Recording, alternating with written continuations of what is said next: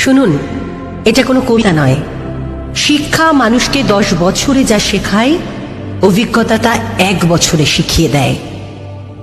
আপনার অনেক ডিগ্রি থাকা মানে আপনি প্রকৃত মানুষ হয়ে উঠলেন এমনটা কিন্তু নয়। আপনার অনেক অর্থ থাকতে পারে, তবে তা ভোগ করতেও জানতে হয়। মানুষ তো সবার ঘরেই জন্মায়, কিন্তু মনুষ্যত্ব সবার ঘরে জন্মায় না। আপনার সাথে আমার মতের অমিল হতেই পারে, তা বলে তর্কযুদ্ধ করে কখনোই হিংস্রতা নয়। মনে রাখবেন, এমনটা কিন্তু আপনার সঙ্গেও হতে পারে। উন্নত যুগ, উন্নত সময়ে, আধুনিকতর পরিষেবা, রয়েছে অনেক রকম থেরাপি। তবে আজ আপনাদের এমন এক থেরাপির কথা বলবো যার জন্য কোনো চিকিৎসকের প্রয়োজন হয় না, প্রয়োজন হয় না কারি টাকা, শুধুমাত্র একটু মানবিক হতে হয়।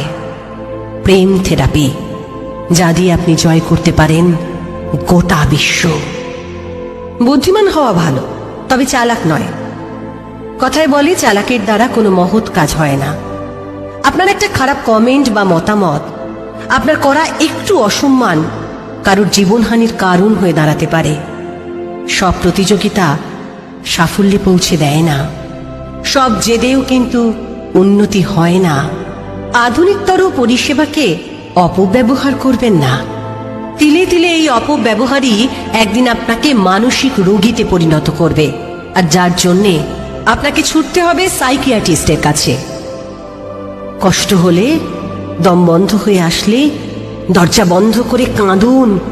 যা ভালো লাগে তাই করুন, গান করুন, ছবি আঁকুন, তবে হ্যাঁ, দরজা খুলুন হাসি মুখে।